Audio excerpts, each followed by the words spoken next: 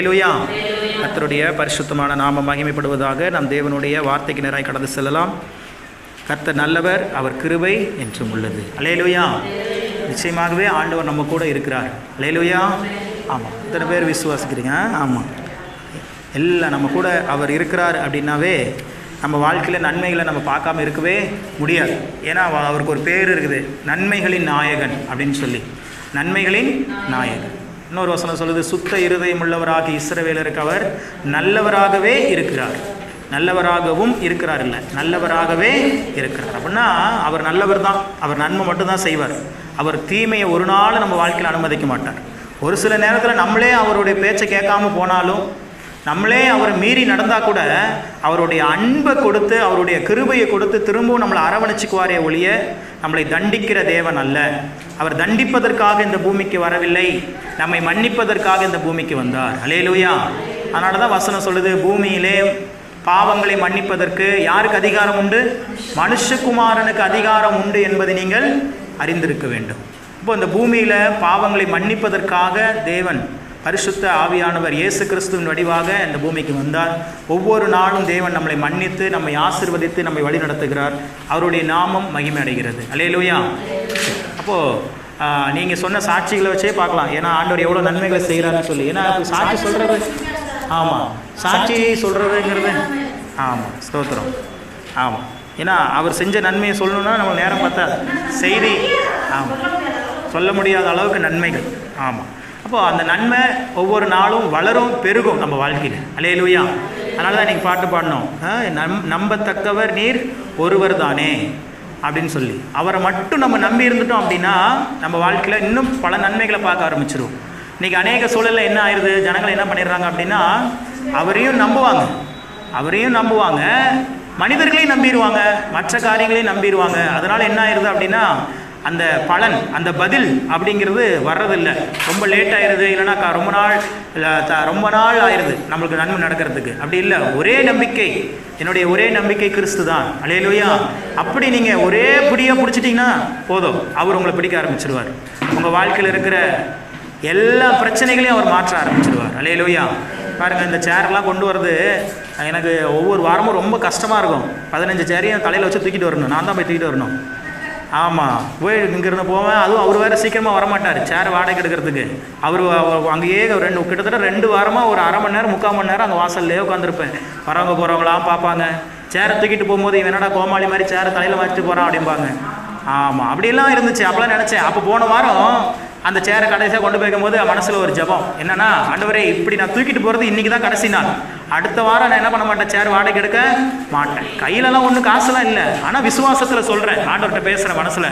எனக்கு இந்த சுமையை, இந்த பாரத்தை நீங்கள் என்ன பண்ணுறதில்ல, நீங்கள் அனுமதிக்கல. சரி, இது ஒரு அனுபவம். ஊழியத்தினுடைய ஆரம்பத்தில் இந்த மாதிரி அனுபவங்கள் நமக்கு தேவை. அப்போது சரி நீங்கள் பார்த்துக்கலீங்க அப்படின்னு சொல்லிட்டு ஆண்டவர் சமூகத்தில் அப்படி தான் சொல்லிட்டு போனேன். இனிமேல் இந்த சேரை தூக்கிட்டு நான் என்ன பண்ண மாட்டேன், அலைஞ்சிட்டு இருக்க மாட்டேன். தூக்கிட்டு வந்து வைக்கிறது, திருப்பி தூக்கிட்டு போய் போகிறது, அது கூட பரவாயில்ல. இங்கே சுற்றி இருக்கிறவங்க பார்ப்பாங்க பாருங்கள், ஒரு பார்வை. அது எதுக்கு தான் அப்படி பார்க்குறாங்கன்னே தெரியாது, அப்படியே கண்ணை மூடிட்டு போகணும் நம்ம. அல்லேலூயா. ஆமாம், ஒரு சில நேரம்லாம் நின்று சேரை கீழே வச்சுட்டு இப்போ எதுக்கு நீ பார்த்துட்டு இருந்த அப்படின்னு கேட்கலான்னு கூட தோணும். எதுக்கு தான் பார்ப்பாங்கன்னே தெரியாது, அப்படியே பார்த்துட்டு இருப்பாங்க இங்கேருந்து இங்கே போயிட்டு வர்றதுக்குள்ளே. அப்படிலாம் இருந்துச்சு. சரி, இந்த சூழலையும் ஆண்டவர் மாற்றுவார்னு விசுவாசத்தோட, ஆண்டவர் தருவாருங்கிற ஒரு நம்பிக்கையோடு இருந்தோம். பாருங்கள், சரி எங்கேயும் நம்ம ஊரில் தான் எங்கேயும் கடை இல்லையே, அதனால் வாங்கினா புள்ளம்பாடிக்கு வாங்கணும், இல்லை டால்மியாவில் வாங்கணும். டால்மியாவில் எங்கள் மாமியார் வீட்டு இருக்குது, சரி தெரிஞ்சவங்களாக இருப்பாங்க, ஏதாவது கடையில் போய் வாங்கினோம்னா கொஞ்சம் கம்மியாக கொஞ்சம் விலை குறைச்சி கொடுப்பாங்க அப்படின்னு சொல்லிட்டு எங்கள் மாமியார்கிட்ட கேட்க சொன்னேன். கடைசியில் பார்த்தா நான் சேரே வாங்கி தந்துடுறேன்னு சொல்லிட்டாங்க சபைக்கு. அல்லேலூயா. பாருங்கள், அதுதான் சொல்கிறேன், நம்ம என்ன பேசுகிறோமோ அது வாழ்க்கையில் நடக்கும். நான் நினச்சேன், நான் போன வாரம் நம்ம மனைவியோடைய சித்தி தான் இந்த 15 சேர் வாங்கி தர போகிறாங்க அப்படின்னு நான் நினச்சேன்னா இல்லை. ஆனால் ஆண்டவர் நினச்சிட்டார். அல்லேலூயா.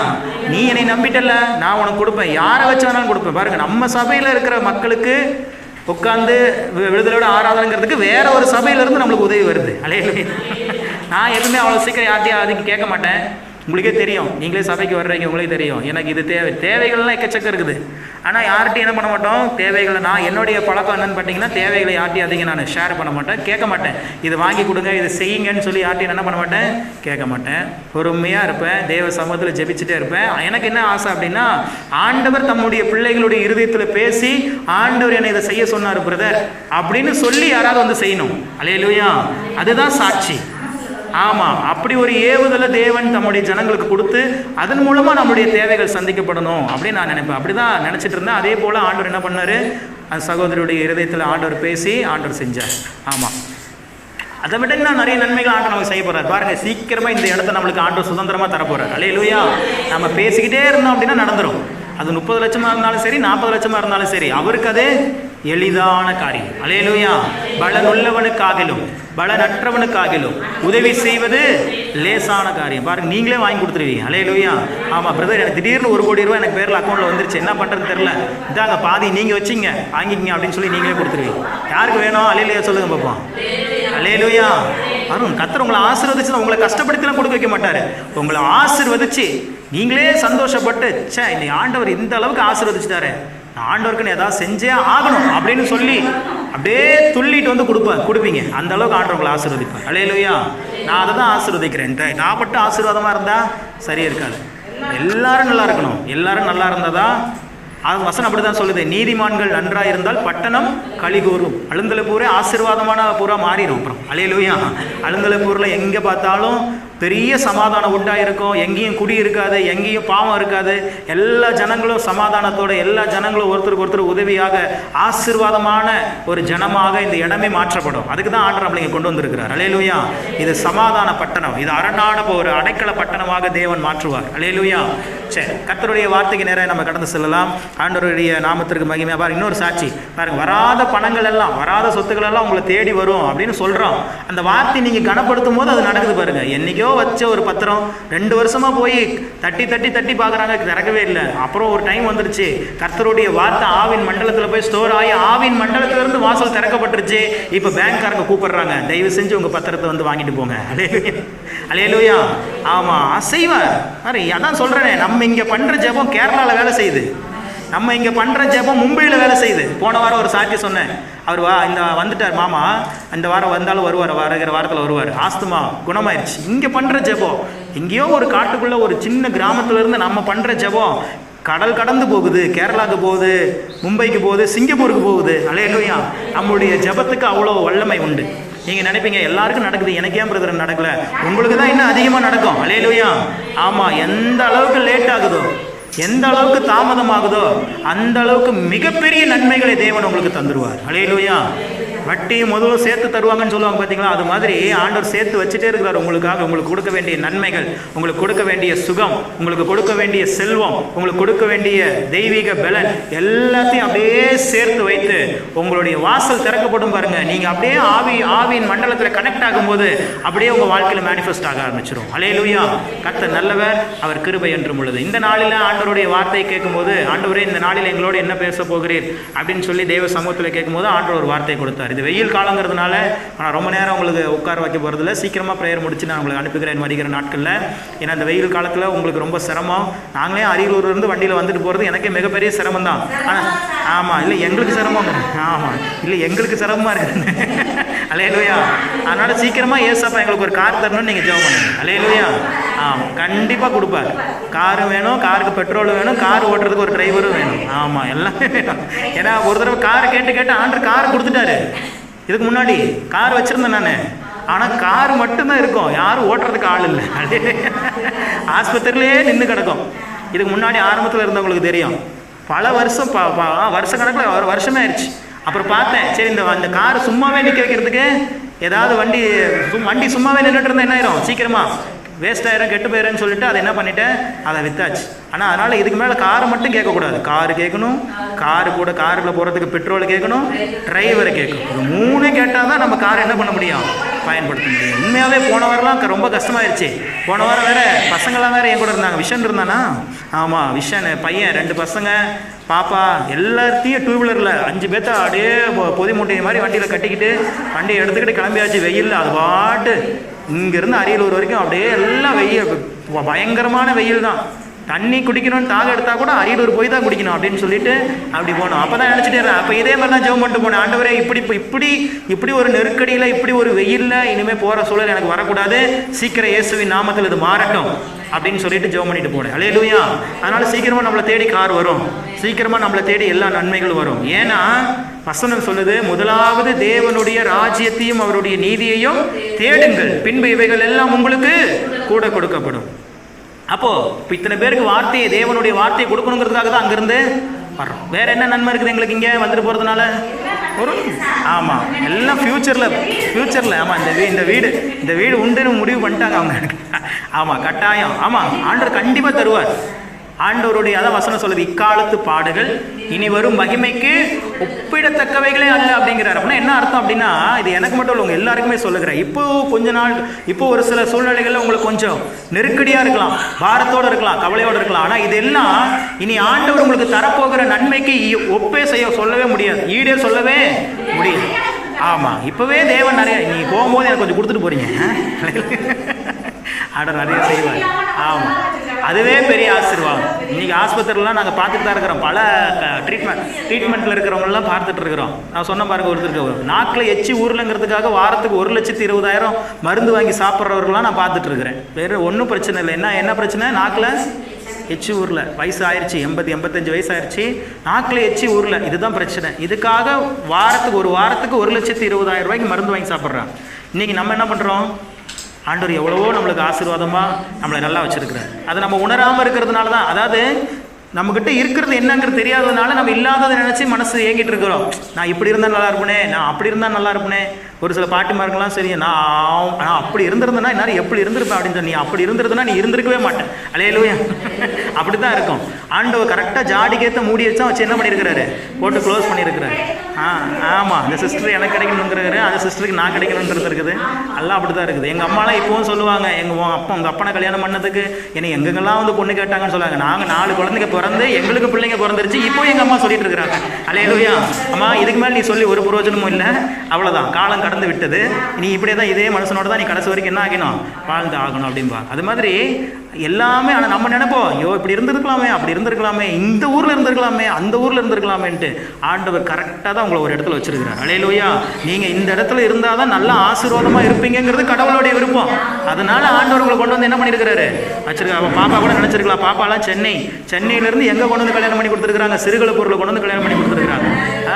சிறுகளப்பூருக்கு ஏன்டா வந்தேன்னு நினச்சிருந்துருக்கலாம். ஆனால் சிறுகளப்பூருக்கு வந்ததுனால இப்போ நமக்கு ஒரு ஐக்கியம், நமக்கு ஒரு ஆசீர்வாதமான ஒரு உறவு ஆண்டவர் கொடுத்துருக்கிறார். அல்லேலூயா. இப்படி ஆண்டவர் எல்லாமே கரெக்டாக தான் பண்ணியிருக்கிறார். இந்த சத்தியத்தை நீங்கள் புரிஞ்சுக்கிட்டிங்கன்னா உங்கள் வாழ்க்கையில் எல்லாமே சரியாக ஆரம்பிச்சிடும். என் லைஃப்பில் எல்லாமே தேவ சித்தத்தின்படி, தேவ திட்டத்தின்படி கரெக்டாக தான் நடந்து கொண்டு இருக்குது அப்படின்னு நீங்கள் நம்புங்க. முதல்ல மனசில் என்ன பண்ணுங்க? நம்புங்க. நம்பிட்டீங்கன்னா வாழ்க்கையில் இருக்கிற கோணல்கள் எல்லாம் நேராக மாற ஆரம்பிச்சிடும். எல்லா குறைவுகள் எல்லாம் நிறைவாய் மாற ஆரம்பிச்சிடும். ஏனென்றால் நம்மை படைத்த கடவுள் நல்லவர். அல்லேலூயா. சரி, அப்போ இன்னைக்கு ஆண்டவர் என்ன வார்த்தையை தரணும்னு சொல்லி ஆண்டவர் கேட்கும் போது ஆண்டவர் ஒரு வார்த்தையை சொன்னார், ரேமா வார்த்தையா சொன்னார், திறக்கப்படும் அப்படின்னு சொன்னார். சொல்லுங்க, திறக்கப்படும். ஆண்டவர் இனி உங்க வாழ்க்கையில இருக்கிற எல்லா கதவுகளையும் திறக்க போகிறார். அல்லேலூயா. ஆண்டவர் இன்னைக்கு அதை தான் சொன்னார், நீ போய் சொல்லு என் ஜனங்கள்கிட்ட, அவங்க வாழ்க்கையில நான் நன்மைகளை திறக்க போகிறேன், எல்லா ஆசீர்வாதத்தின் வாசல்களை திறக்க போகிறேன். இவ்வளோ நாளா திறக்காத இருந்த வாசல்கள் எல்லாம் இனி திறந்துடும். அல்லேலூயா. இவ்வளோ நாளா நடக்காத இருந்த நன்மைகள் எல்லாம் இனி நடந்துடும். இவ்வளோ நாளா நீங்க எதிர்பார்த்துட்டு இருந்த காரியங்கள் எல்லாம் நடக்காம இருந்திருக்கலாம், ஆனா இனிமே நடக்க ஆரம்பிக்கும் ஒவ்வொன்றா. அல்லேலூயா. அதைத்தான் ஆண்டவர் இன்னைக்கு உங்கள்கிட்ட சொல்ல சொன்னார், திறக்கப்படும். என்ன எங்க இருக்கு அந்த வசனம்? மத்தேயின் புத்தகத்தில் எடுத்துக்கோங்க, 7வது அதிகாரம் 7-8 வசனங்களை வாசிக்கலாம். மத்தேயு 7ஆம் அதிகாரம் 7-8.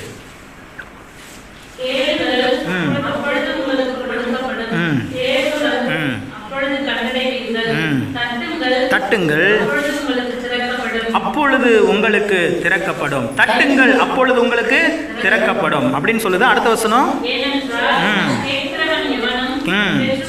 பெற்றுக்கொள்கிறான், தேடுகிறவன் கண்டடைகிறான், தட்டுகிறவனுக்கு திறக்கப்படும். அல்லேலூயா. ஆண்டவர் இன்னைக்கு சொல்லுகிறார், நீங்க உங்க வாழ்க்கையில நான் ஆசீர்வாதமான வாசல்களை திறக்க ஆசைப்படுகிறேன்.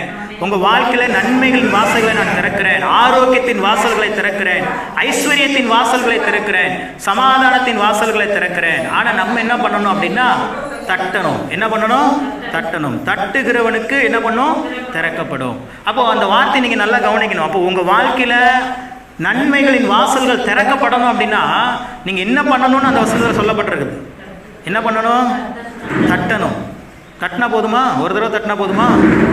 வசனம் சொல்லுது, அந்த 8வது வசனத்தை, அதனால தான் வாசிக்க சொன்னேன், ரொம்ப ஆழமாக சொல்லப்பட்டிருக்கிறது. தட்டுகிறவனுக்கு. அப்போ தட்டுகிறவனுக்கு அப்படின்னா அது எந்த காலத்தை குறிக்குது? அதை சொல்லுங்க பார்ப்போம். ப்ரெசன்ட் கண்டினியூஸ் அப்படின்னு சொல்லுவாங்க. தொடர்ந்து செய்து கொண்டிருக்கிற ஒரு செயல். அப்போது தட்டினவனுக்கு திறக்கப்படும் அப்படி வசனம் சொல்லலை. ஃபர்ஸ்ட் என்ன சொல்லுது? தட்டுகிறவனுக்கு திறக்கப்படும். அதே ஃபியூச்சர் குறிக்குது. அடுத்து என்ன சொல்லுது? தட்டுகிற எவனுக்கும் திறக்கும். அப்போது ஒரு காரியத்தை தேவ சமூகத்தில் இன்னைக்கு தேவனுடைய பிள்ளைகள் கேட்குறாங்க அப்படின்னா, ஒரு முறை கேட்குறோம், 2 முறை கேட்குறோம், 3 முறை கேட்குறோம், 4வது முறை ஆண்டவர் கேட்கல, பதில் தரலனோடனே 5வது முறை கேட்குறத நம்ம என்ன பண்ணிடுறோம்? நிறுத்திடுறோம். அப்படி அல்ல, தட்டுகிறவனுக்கு திறக்கப்படும். அப்போது கீப் ஆன் ட்ரையிங் அப்படின்னு இங்கிலீஷில் சொல்லுவாங்க. நீங்கள் முயற்சி செய்தால் மாத்திரம் பத்தாது, முயற்சி செய்து கொண்டே இருக்க வேண்டும். இன்னைக்கு ஆண்டவர் உங்களுக்கு என்ன நன்மை செய்யணும்னு நினைக்கிறீங்க? அதை நீங்கள் கேட்டால் மாத்திரம் பத்தாது, கேட்டுக்கொண்டே இருக்க வேண்டும். இதுதான் ரகசியம், வேறு ஒன்றுமே இல்லை. எனக்கு ஒரு வீடு வேணும், எனக்கு ஒரு கார் வேணும் அப்படின்னு நான் கேட்குறேன். இப்போ உங்களுக்கு சொன்னேன், ஆண்டவரே எனக்கு ஒரு வீடை தாரும் இயேசுவின் நாமத்தில் ஆமென். ஆண்டவரே எனக்கு ஒரு காரை தாரும் இயேசுவின் நாமத்தில் ஆமென் அப்படின்னு இன்னைக்கு ஒரு நாள் நான் ஜெபம் பண்ணிட்டு போயிட்டா எனக்கு கிடைச்சிருமா? கிடைக்காது. என்ன பண்ணணும்? கேட்டுக்கொண்டே இருக்க வேண்டும். இன்னைக்கு கேட்டனா நாளைக்கும், நாளான்னைக்கு, எப்போ வரைக்கும் கேட்கணும்? வீட்டு சாவியும் கார் சாவியும் இந்தாங்க பிரதர் இது உங்களுது தான் சொல்லி கையில் வர வரைக்கும் என்ன பண்ணிட்டே இருக்கணும்? கேட்டுக்கொண்டே இருக்க வேண்டும். அதுதான் சொல்லப்படுகிறது. தட்டுகிறவனுக்கு ப்ரெசன்ட் கண்டினியூவஸ். தட்டுகிறவனுக்கு யாரு சார்? அவன் தட்டிட்டு இருக்கிறான். என்ன பண்ணிட்டே இருக்கிறான்? தட்டிகிட்டே இருக்கிறான். அந்த தட்டுகிறவனுக்கு தான் என்ன பண்ணும்? திறக்கப்படும். இன்னைக்கு தேவ பிள்ளைகள், அதான் நான் சொல்றேன், ஒரு குறிப்பிட்ட ஸ்டேஜ் நம்மளா ஒரு கணக்கு வச்சுக்கிறோம், டைமிங் வச்சுக்கிறோம். டைமிங் வச்சு ஜெபம் பண்ணுறது தப்பு இல்லை. எனக்கு இந்த வருஷத்தில் இந்த நன்மை நடந்தாகணும், எனக்கு இந்த வாரத்துக்குள்ள இது நடந்தாகணும் அப்படின்னு நீங்கள் கேட்கறதுனால ஒன்றும் தப்புலாம் கிடையாது. கேட்டு நடக்கலன்னா கூட திரும்பி இன்னும் ஒரு வாரம் நீங்கள் எக்ஸ்டெண்ட் பண்ணிக்கணும். அல்லேலூயா. இந்த வருஷத்தில் இது நடந்துடணும், ஆண்டவரே நீங்கள் நடத்தியே ஆகணும், இல்லைன்னா இல்லை அப்படின்னு நீங்கள் முடிவு பண்ணிக்கிறது தப்பு இல்லை. அது உங்களுடைய விசுவாசத்தினுடைய தன்மையை குறிக்குது. ஆனால் அந்த ஒரு வருஷத்தில் நடக்கலன்னோடனே சோர்ந்து போயிடக்கூடாது. திரும்பவும் ஆண்டவர் இந்த வருஷத்தில் நடக்கலையா, இந்த வருஷத்தில் அடுத்த வருஷத்தில் கண்டிப்பாக எனக்கு என்ன பண்ணிடும்? நடந்துரும்னு சொல்லிட்டு நீங்கள் ஒவ்வொரு நாள் என்ன பண்ணிடும்?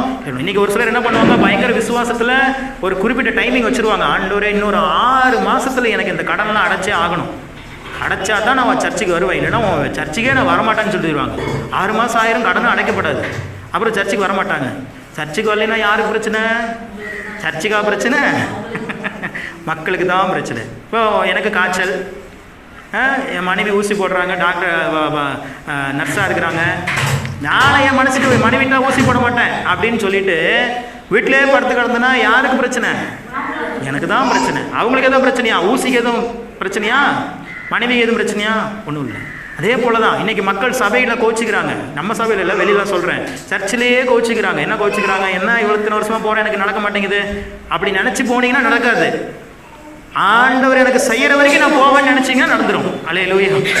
அதுதான் ரகசியம். சும்மா கொஞ்சம் தான் வண்டி திருப்பணும். கரெக்டாக போயிட்டு இருக்கிறீங்கன்னா லைட்டாக திருப்பினா போதும், வண்டி வளைஞ்சிரும். நீங்கள் லைட்டாக திருப்பம்லே நேராக போயிட்டே இருந்தீங்கன்னா போயிட்டே இருக்க வேண்டியது தான். நாட்கள் தான் போயிட்டு இருக்கிறமே ஒழிய ஆசீர்வாதத்தை என்ன பண்ண முடியாது? பார்க்க முடியாது. நான் இன்னைக்கு உங்களுக்கு சொல்லுகிறேன், உங்கள் வாழ்க்கையில் நன்மையின் வாசல்கள் திறக்கப்படும். அல்லேலூயா. நான் ஏற்கனவே சொல்லியிருக்கிறேன், உங்கள் வார்த்தை ஒரு வார்த்தை உங்கள் மேலே வந்து இறங்குது அப்படின்னா அந்த வார்த்தையை வந்து என்ன ஆகுது? உங்கள் மனசில் விதையாக விதைக்கப்படுது. அது எப்போ முளைச்சி வெளியே வரும்? நீங்கள் அந்த வார்த்தையை சொல்லும் போது. இப்போ சொல்லுங்க, உங்கள் தலையில் கை சொல்லுங்க, என் வாழ்க்கையில் நன்மையின் வாசல்கள் இன்றிலிருந்து திறக்கப்படுகிறது. ஆரோக்கியத்தின் வாசல் திறக்கப்படுகிறது, சமாதானத்தின் வாசல் திறக்கப்படுகிறது, ஐஸ்வர்யத்தின் வாசல் திறக்கப்படுகிறது, பலத்தின் வாசல் திறக்கப்படுகிறது. இயேசுவின் நாமத்தில் ஆமென். அல்லேலூயா. இதை சொல்லிக்கிட்டே இருங்க இந்த வாரம் ஃபுல்லாக. என் லைஃப்பில் வாழ்க்கை திறக்கப்படுது, என் வாழ்க்கையில் நன்மை திறக்கப்படுது, ஆசீர்வாதம் திறக்கப்படுது, வீடு வாங்குவதற்குண்டான பண தேவைகள் திறக்கப்படுகிறது, கார் வாங்குவதற்கான தேவைகள் திறக்கப்படுகிறது. சொல்லிட்டே இருந்தீங்கன்னா திறக்கப்படுகிறது சொன்னீங்கன்னா கூட திறக்காதது கூட என்ன பண்ணிடும்? திறந்துடும். இறங்கி வந்துருவாங்க தேவ தூதர்கள். இறங்கி வந்து வாசலை அப்படியே கதவோட பிடிங்கிட்டே போயிடுவானுங்க மேலே. அல்லேலூயா. ஏன்னா உங்க வார்த்தைக்கு அவ்வளவு வல்லமை உண்டு. உங்களுக்குள்ள இருப்பவர் சாதாரணமானவர் அல்ல, அவர் பரிசுத்த ஆவியானவர். உலகத்தில் இருக்கிறவனிலும் உங்களில் இருக்கிறவர் பெரியவர். அவர் சொன்னா நடக்கும்னா நீங்க சொன்னாலும் நடக்கும். அவரால் எல்லாம் முடியும்னா உங்களாலே முடியும். ஏன்னா அவர் ராஜாதி ராஜா, நீங்கள் ராஜா, நீங்கள் ராணி. அல்லேலூயா. எங்க அப்பா பெரிய ராஜாவா இருக்கிறாரு, அதனால நான் எப்படிதான் இருக்கிறேன்? ராஜாவாக இருக்கிறேன். இந்த சிந்தனை உங்களுக்கு வரட்டும். உங்களை குறித்து தாழ்வு மனப்பான்மையோடு நீங்கள் என்ன பண்ணக்கூடாது? நினைக்கவே கூடாது. என்னால் ஒன்றும் முடியாது பிரதர், எனக்கு அவ்வளோதான் பிரதர், எனக்கெல்லாம் இது வராது பிரதர், அப்படிலாம் இல்லை. எல்லாமே தேவன் செய்வார் உங்களுக்கு. அல்லேலூயா. ஏன்னா உங்களுக்குள்ளே இருக்கிறவர் அப்படிப்பட்டவர். அவர் உயிரோடு இருக்கிற கடவுள். அல்லேலூயா. அவர் உங்களுக்குள்ள ஜீவனாக இருக்கிறார். ஏன் கால் வலியை போக்க அவரால் முடியும். என் கால் வலி போயிடுச்சு அப்படின்னு நீங்கள் நம்பி பாருங்க, போயிடும். எல்லாமே போயிடும். எல்லா வழிகளும் போயிடும். நீங்கள் எந்த வழி இல்லாமல் இயேசுவே வழின்னு இருக்கணும். அதுதான் ஆண்டவருடைய விருப்பம். அல்லேலூயா. நீங்கள் நல்லா இருக்கணுங்கிறதுக்காக தான் இந்த பூமிக்கு வந்தீங்க. நீங்கள் நல்லா இருக்கணும்னு நினச்சிருந்தோம்னா இன்றைக்கி எத்தனை செய்திகளை கேள்விப்படுறோம். ஒரு குழந்தை உருவாகி அது வளர்ந்து பெரிய ஆளாகி ஒரு பெரிய ஒரு லெவலுக்கு வர்றதுக்கு எத்தனை பாடுகள், எத்தனை பிரச்சனைகள், எத்தனை போராட்டங்கள் வழியாக நம்ம கடந்து வர. இதெல்லாம் எதுக்கு அப்படின்னா நீங்களும் நானும் இந்த பூமியில் நல்லா இருக்கணும். அல்லேலூயா. எப்படா போவோம் அப்படின்லாம் இருக்காதீங்க. யாராவது அப்படி இருந்தீங்கன்னா நீங்கள் மாறிடுங்க. நாங்கள் இங்கேயே இருப்போம் அப்படின்னு நினைங்க. ஆண்டவருடைய வருகையில் தான் நம்ம இங்கிருந்து போகணும். அல்லேலூயா. நான் அடிக்கடி சொல்லுவேன், இங்கே இருக்கிற ஒருவருக்கும் மரணம் கிடையாது. நம்மளுக்கெல்லாம் அடக்க ஆராதனையே கிடையாது. அல்லேலூயா. ஆமாம், என்னை தூக்கி போடுறது கூட காசு இருக்காது பிரதர் அப்படிம்பாங்க. உன்னை எதுக்கு நீ தூக்கி போடணும்னு நினைக்கிறேன்? கர்த்தர் உன்னை தூக்கியே போடவே மாட்டார். நீ உயிரோடவே இருப்ப. அவர் வருவார். அவர் வந்து உன்னை உயிரோடு எடுத்துக்கொண்டு போவார். அல்லேலூயா. அந்த சத்தியம்லாம் பைபிள் இருக்குது. இயேசு கிறிஸ்து திரும்பி வரப்போறார். அவர் வந்தாரு, மரிச்சாரு சிலுவையில், திருப்பி உயிரோடு எழுந்து ஆவியா இருக்கிறாரு. இதோட பைபிள் முடியல. பைபிளில் வெளிப்படுத்தின விசேஷம்னு கடைசியில் ஒரு புத்தகம் இருக்குது. அதை வாசி பார்த்தீங்கன்னா தெரியும். இயேசு கிறிஸ்து திரும்பவும் இந்த பூமிக்கு வரப்போகிறார். ஆனால் இந்த முறை வரும்போது ராஜாதி ராஜாவாக வரப்போகிறார். இந்த பூமியை நியாயம் தீர்க்கும்படி வரப்போகிறார். நம்மளுடைய கண்ணீர்கள் எல்லாவற்றையும் துடைக்கும்படி வரப்போகிறார். வந்து நம்மளை உயிரோடு அவருடைய சமூகத்துக்கு எடுத்துக்கொண்டு போவார். அல்லேலூயா. அதனால யாரும் மரணத்தினுடைய சிந்தனை யாருக்குள்ளையாவது இருந்துச்சுன்னா சொல்லாதீங்க. பேச்சு கூட என்ன பண்ணிடக்கூடாது, இருக்கிறத காட்டிலும் சொல்லிடாதீங்க. அல்லேலூயா. நான் சொல்ல மாட்டேன். அப்படி செய்கையிலே உங்களுக்கு புரிஞ்சிடும் என்ன சொல்கிறேன்ட்டு. ஏன்னா எனக்கு தெரியும் என் வார்த்தைக்கு என்ன உண்டு, வல்லமை உண்டு. நான் சொன்னால் என்ன பண்ணிடும், நடந்துருங்கிறது எனக்கு தெரியும். அதனால் என்ன பண்ணுறேன், அவ்வளோதான். பேசாதிருந்தால் மூடனும். ஆமாம், அதுக்கு நேரம் நம்ம பேசாமல் இருந்தாவே எந்த பிரச்சனையும் நம்ம வாழ்க்கையில் வராது. அல்லேலூயா. நீங்கள் கோவமாக இருக்கும்போது தனியாக போயிட்டு ரூமு கதவை சாத்திடாதீங்க. கதவை அப்படியே சும்மா தாப்பால் போடாமல் சாத்திட்டு நீங்கள் பாட்டு கொஞ்ச நேரம் அமைதியாக இருங்களேன், உங்கள் கோபமே போயிடும். ஆனால் கோவப்படும் போது ஏத்தாப்பில் பேசுகிறவங்களோட பேச ஆரம்பிச்சிட்டிங்கன்னா சண்டைக்கு வந்தவன் தோற்று போயிடுவான், நீங்கள் ஜெயிச்சிடுவீங்க. அல்லேலூயா. அவ்வளோதான். அப்போ தான் நம்மளுடைய சுய ரூபம்லாம் தெரியும். இப்போ பார்த்தா அப்படியே நல்லா தெரியும். என்னையும் சேர்த்து தான் சொல்கிறேன். இப்போ பார்த்தீங்கன்னா பாஸ்டர் அப்படி தான் தெரியும்.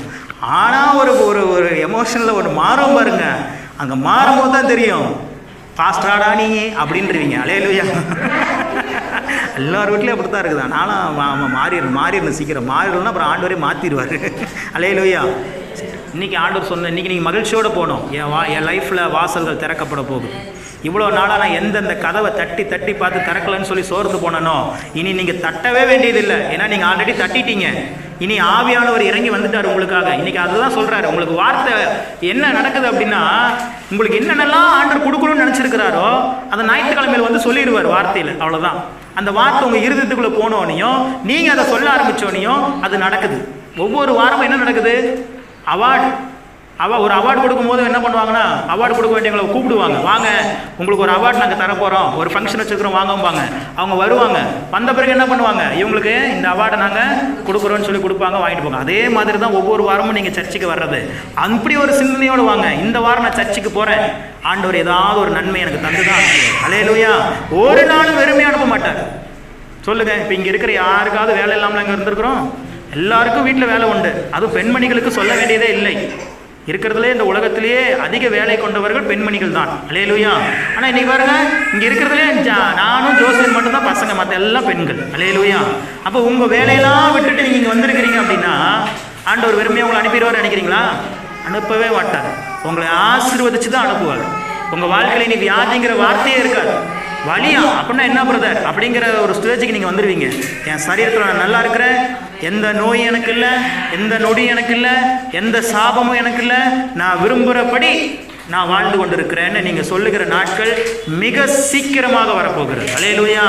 ஆண்டவர் உங்களை வாழ்க்கையில் நீங்கள் பாருங்கள், வருஷம் போயிட்டே இருக்கும், ஆனால் உங்களுக்கு வயசே ஆகாது இனிமே. அல்லேலூயா.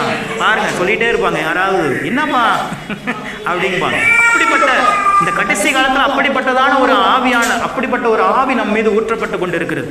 அதான் வசனம் சொல்லுது, கழுகுக்கு சமானமாய் உன் வயது திரும்ப வாழ வயது போல் ஆகிறது. ரிட்டர்ன் ஆகுது. அப்படியே நீங்கள் இழந்து போன பலனெல்லாம் உங்களை தேடி வருது. நீங்கள் இழந்து போன ஆசீர்வாதங்கள் எல்லாம் உங்களை தேடி வருது. எத்தனை பேர் முன்னாடி தலை குனிஞ்சு வெட்கப்பட்டு நின்னீங்களோ அதே நபர்கள் முன்னாடி உங்கள் தலைகள் உயர்த்தப்படுகிற நாட்கள் வருகிறது. அல்லேலூயா. வெளிப்படுத்தின விசேஷத்தில் ஒரு வசனத்தை வாசி நம்ம முடிக்கலாம். 9வது அதிகாரம் 6வது வசனத்திலிருந்து 3:8 வாசிங்க. வெளிப்படுத்துதல் 3ஆம் அதிகாரம் 8வது வசனம். இதோ வெளிப்படுத்துதல் 3:8.